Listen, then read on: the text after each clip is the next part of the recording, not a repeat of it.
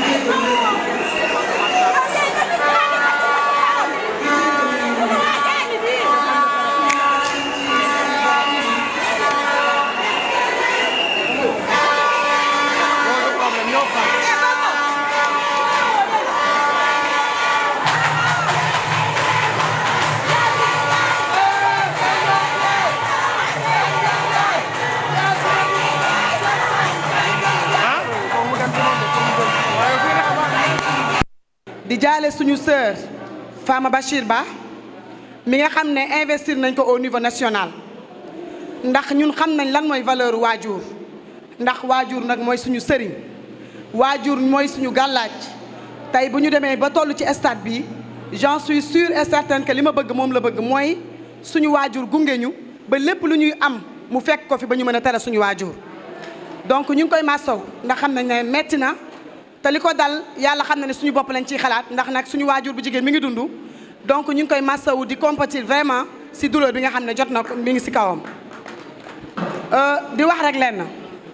présentation moom defe naa ne dootuma ko def parce que fa ma ko waree def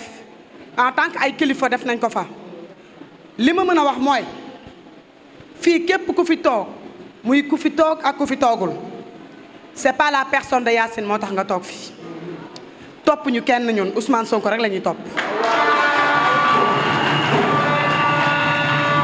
te gëm nañu Ousmane Sonko tey su jëloon Bougane mi sax dañuy ànd ak moom ndax dañ ko wóol su ma ko waxee waxin la mooy que ñun fu mu joxoñ dañuy dagg te du joxoñ fu mu ko fu bon mais exemple la pour ñu xam ne suñu leader dañ koo gëm te lu mu nekk ñu nekk ci loolu moo tax tey ñu ñëw tànn ma du sama jëmm du lu ma gën mën kenn ci salle bi du lu ma gën a mérité kenn ci salle bi parce que yàlla mooy dogal te yàlla moo dogal ñu taxaw fii ñu taxaw kon ñun mënuñu lu dul def di tàllal ñëpp loxo di wax ne union fait la force tey waxuma ñi nekk ci biir Pastef waxuma ñi nekk ci biir coalition bi mais dama naan ñi nekk ci yeneen parti nañ leen jëli ndax nag Sénégal la ñuy liggéeyal et nous sommes là pour le peuple sénégalais kon damay gërëm président Ousmane Sonko ndax nag li neex si ànd mooy ngay ànd ak nit mu xam yow yaay kan donte peut-être yàgg nañ nekk ci terrain bi di liggéey mais defuma ko lu dul pour mon peuple pour l'avenir de nos enfants yàgg naa ko wax ça fait des années su ma toogee ba ne bu dee bakkan lay laaj te bu dee benn jigéen mooy des Yacine Samb lay doon parce que xam naa fi mu mën a yóbbu Sénégal te bu ñu investirul woon tamit wallahi lazim ñu ànd ak moom campagne ndax ni ko suñu frère waxee dëggu rek moo wóor te maa ngi ciy dénk ñëpp ñu dëggu parce que tey bi ñuy dugg ci politique yàlla mooy suñu seede ndax suñu deewee nag suñu njegenaay suñu loxo ndey joor la ñuy njegenaayoo xalaatuñu woon ne dinañ egsi fii ñu egsi te kooku témoin bi ma si njëkk a jël mooy suñu sœur DG Diarra Sow am na ci seede boo xam ne mën na ko ci def parce que yàlla def ne bi muy ñëw dama ko ne soxlawuma pour nekk coordinatrice Pastef mais li ma soxla mooy ñu àndandoo xàccandoo dóorandoo tey moom la ko yàlla naroon dem mais nag yàlla jaam ak pexeem yàlla ak dogalam mën ngaa ñaan li nga bëgg waaye yàlla moo xam li bëgg gi gën ci yow mais mën ngaa bañ li nga xamante ne nga ne lii bëgguma ko yàlla xam li gën ci yow mu jox la ko kon ñun dañu jàpp ne lii yàlla moo ñu ko sas te nattu la nag nattu la parce que bu ñu taxawee fii tey ñu war ñu yóbbu assemblée nationale ni ma ko waxee barki démb président Ousmane Sonko bëgg naa ko lool comme un propre frère te yàlla xam na ko dama ko bëgg ba awma ci moom sago waaye nag la may yóbbu assemblée nationale ak la may taxaw di ko wax pour le peuple sama borom laa ciy xool man ku ma xam ne kenn mënu ma def loolu ma gëmul te du ma ànd ak kenn ci lu dul dëgg ndax nag lu dul dëgg dëgg moo ko gën li tax ñu mën a ànd ba parce que il est l'homme qu'il faut pour le Sénégal moo tax en 2022 bi mu ñëwee tànn Aba Mbaye ñu ñëw dindi ma en tant que titulaire teg fa Anta Gaye ma ànd ak moom ndax sama leader laa gëm te ba je suis discipliné ba lu ma ànd damay ànd ak moom. Je vais d'abord commencer par rendre hommage à la presse pour sa présence aujourd'hui. Rendre également hommage à tous les alliés, les membres de la coalition PASTEF pour les législatives à venir. Vous me permettrez d'en citer quelques-uns. Je vais d'abord commencer par le directeur de cabinet du président de la République, le professeur Mary Teuw Niane, ici représenté par son coordinateur départemental, M. Ousmane Ndiaye. Je vais après citer le directeur général de l'AIBD, le ministre-maire Cheikh Bamba Dièye, qui a été représenté ici. Je vais ensuite parler du président Ahmed Fall Baraya et de tous les autres partis qui sont représentés ici dans la coalition au niveau de Saint-Louis. Je vais brièvement parler de MRDS, avec qui c'est un long compagnonnage depuis les élections législatives de 2017. De Andjef PADS, représenté par monsieur le maire Moustapha Diouf, de Mimi 2024, représenté par Cheikh Nagui, et de tous les autres alliés qui sont représentés ici et qui font le travail de façon à l'unisson. Pour aujourd'hui, il s'agitait pour passer au niveau du département de Saint-Louis de monter le comité électoral départemental. Je rappelle qu'au niveau du département, nous avons 2 élus au niveau de la liste départementale, titulaires et 2 élus suppléants. Je vais commencer par le coordinateur de PAL, mon ami et frère, honorable Aline Dièye, qui a été élu 2e sur la liste départementale. Lorsque je dis PAL, je dis le président Ousmane Sonko. Tout le monde sait les liens familiaux et séculaires qui lient le président du parti et cette chère ville de PAL, la ville de El Hadj Rawane Ngom. Je dis PAL, je parle aussi de Fass, je parle de Gandon, je parle de tout le département de Saint-Louis avec Gandiol. Et à la tête de cette liste départementale, nous avons notre sœur Adja Yacine Seynabou Sam, honorable députée, qui a été investie. C'est une consécration, nous allons dire. Parce que pour qui connaît Adja Yacine, c'est qu'elle a connu tous les sacrifices qu'un militant engagé et désintéressé devrait connaître dans notre parti. Adja Yacine est l'exemple type d'une militante patriote, engagée, finie de passer les patriotes. Et heureusement, aujourd'hui, elle a été reconnue par le parti pour être investie tête de liste départementale. À côté des titulaires, nous avons aussi les suppléants. Adja Yaye Fatou Ndiaye, qui habite la langue des Braves. Et il y a aussi le doyen Younous Diop, qui est le coordinateur de PASTEF au niveau de Gandon. On a aussi des investis au niveau national. La sœur Femme Bachirba, à qui nous présentons nos condoléances suite au rappel à Dieu de sa maman. Elle est la 8e sur la liste nationale, ce qui est très significatif aux yeux de Saint-Louis. Nous avons pas mal d'autres investis qui sont des suppléants dans la liste nationale également. Donc j'avais dit que nous étions venus monter le comité départemental électoral. Et je sais que ça a commencé par une grande mobilisation, une mobilisation qui est digne de Dakar Arena. Et ça, nous le devons aux organisateurs, à qui nous rendons hommage également. Tout le monde est venu, les 5 communes. PAL a été représenté, Fass a été représenté, Gandon a été représenté, Gandiol a été représenté. Et la commune de Saint-Louis n'a pas été en reste, avec tous les alliés aux côtés de PASTEF, pour effectivement avoir une très belle victoire au soir du 17 novembre. Je rappelle que pour les escorts sortants, nous avions eu le président Diomaye dans le département de Saint-Louis, 62 000 voix, le candidat Amadou Ba, 32 000 voix. Donc c'est un gap de 26 000 voix qui nous sépare du deuxième. Et nous savons que leur campagnage a connu des éclatements. Donc nous sommes confiants par rapport à la suite des événements. Simplement, j'en appelle à plus d'implication, à plus d'engagement, à plus de porte-à-porte, parce que c'est un tournant, comme l'a rappelé hier le président du parti. Tournant pourquoi? Nous devons donner au président de la République les moyens de sa politique. Tout est loi dans une république. Et les lois actuelles ne permettent pas des avancées significatives en faveur des populations. Le président de la République a besoin de cette assemblée, majorité confortable, écrasante, pour pouvoir mener les lois comme il se doit au grand bénéfice des populations. Et nous sommes confiants que celui fera le job comme il l'avait commencé en 2017. Les élections législatives de Saint-Louis ont encore une autre signification parce qu'il s'agit pour nous du premier tour des élections locales qui se profilent. Je l'ai dit, et à nos candidats, si Dieu le veut, vous serez à l'Assemblée nationale. Et Inch'Allah, il faut nous porter ce combat qui est l'anticipation des élections locales. Quelqu'un comme Mansour Faye, je l'avais dit, lorsqu'on s'était réunis à l'hôtel Azalaï, devant le président d'honneur du parti, le président de la République, et devant le premier ministre Ousmane Sonko, qu'on ne pouvait pas comprendre, qu'on ne pouvait pas accepter qu'un brigand, qu'un chef de gang financier, braconnier foncier, reste le maire de Saint-Louis. Pour qui connaît Saint-Louis, cette ville tricentenaire, cette ville qui a connu des hommes politiques à la dimension nationale, j'allais dire internationale. Donc, notre vœu le plus cher, c'est d'en appeler à une anticipation des élections locales pour janvier 2025. Ils auront déjà fait 3 ans à la tête de leur mairie et c'est largement suffisant pour qu'ils connaissent leur méthode à l'ancienne, pour qu'ils connaissent leur pour la liste nationale de Pastef, pour l'essentiel composé des alliés également, ça je dois le dire. Il s'agit d'une liste inclusive qui n'a laissé en rade aucune, aucune organisation de la société. On retrouve dans cette liste les Domudara, on retrouve dans cette liste les personnes à mobilité réduite, on retrouve dans cette liste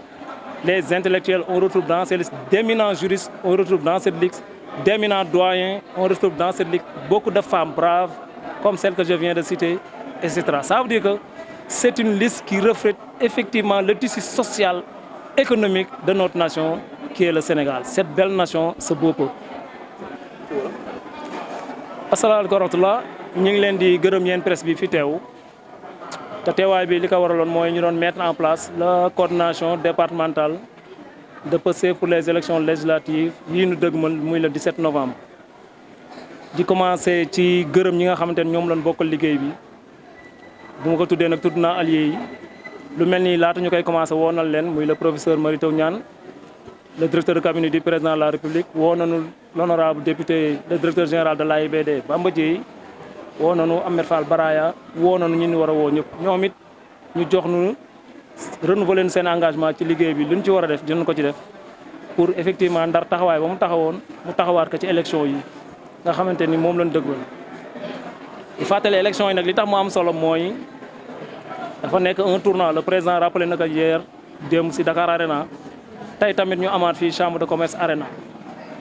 bala may sori ma gërëm le président Cheikh Souran mi nga xamante ni mettre na à notre disposition la chambre de commerce gratuitement ñu ko ciy gërëm di ko sant li tax loolu am solo mooy gis na fi mobilisation exceptionnelle 5 communes yëpp ñëw représenté jël fi kaddu investi yi tamit jóge ci commune yëpp parce que loolu mooy Pastef dans le département de Saint-Louis di wax ñun fi investir nag titulaire ku góor ki muy sama xarit sama frère Aline Dieye mi nga xamante ne en même temps mooy le coordonnateur de PAL te ku wax PAL wax le président Ousmane Sonko wax li leen boole kon may wax rek ni PAL Fass Gandon Gandiol am nañ sas bu rëy boo xamante ne le président sas nañu ko élection yi ma fàttali ne élection du président du parti le premier ministre Ousmane Sonko